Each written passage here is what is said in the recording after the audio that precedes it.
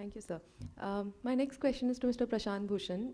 We were recently reading how the government is now also trying to link the NRC prayers and the issue of statelessness in that to the Rohingya case on detention, conditions of detention.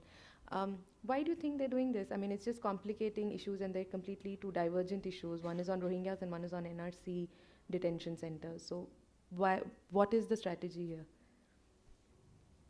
Court has not yet linked it. The government was seeking to link it. Government was saying that when this case regarding the detention centers came up before court number 2, then in order to take the case from court number 2 to court number 1, where the Rohingya case was pending, the government, this Solicitor General, made a plea that exactly the same issues are there in the Rohingya case, and therefore this should be sent to court number 1.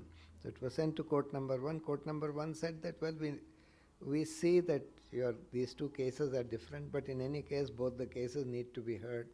So therefore they have listed both the cases, in the Rohingya case as well as the Assam detention centers case.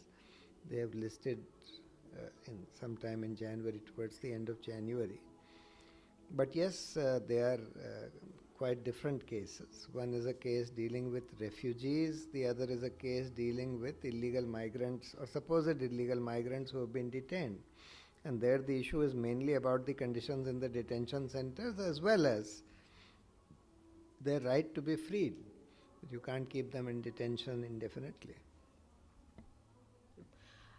Cheryl, I wanted to ask you, given that, and we've had this discussion on the case, as I think both of us probably have a different view on whether this deportation will go forward or not. And I know that you've been speaking to the community, and we know that there's been increased verification, and it's happening, I mean, almost every other month there is another verification round.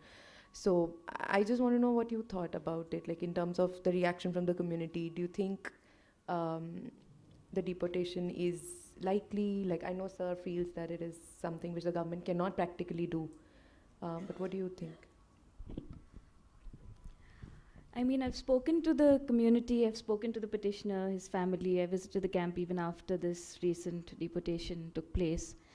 I think what's happening with these renewed verification exercises that they're undertaking again in the camps is basically to intimidate them, and they are to threaten them, to keep them in one place, to confine them.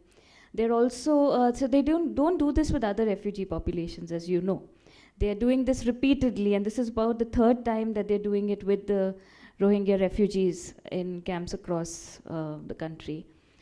So they're feeling very intimidated, they're very scared. And see, largely, this is a community that's largely almost like a rag-picking community. They have absolutely no source of earning a livelihood. They are manual daily wage laborers. And the government is victimizing them in different ways. A BJP youth leader just claimed on Twitter a few months ago that the camp that destroyed the Rohingya, the fire that destroyed the Rohingya camp, he claimed that he set that camp on fire, and that he would do it again. We filed an FIR, we registered a complaint, there was no action on it. So I think the whole attitude of the government and all its agencies and workers is to intimidate this community, put them in a corner. And that's also translating into the kind of rhetoric they bring into court, into their arguments in court. So We will now open the floor for questions. Do we have any questions? All right. So let's take about 3 of them at a time, and then, yeah, go ahead. Can you just... Sorry, I'm interjecting because I have a flight to catch. Oh, sure. And this is not a question in a way, but just something that strikes me on this case in particular. Twice the Prime Minister has visited Myanmar.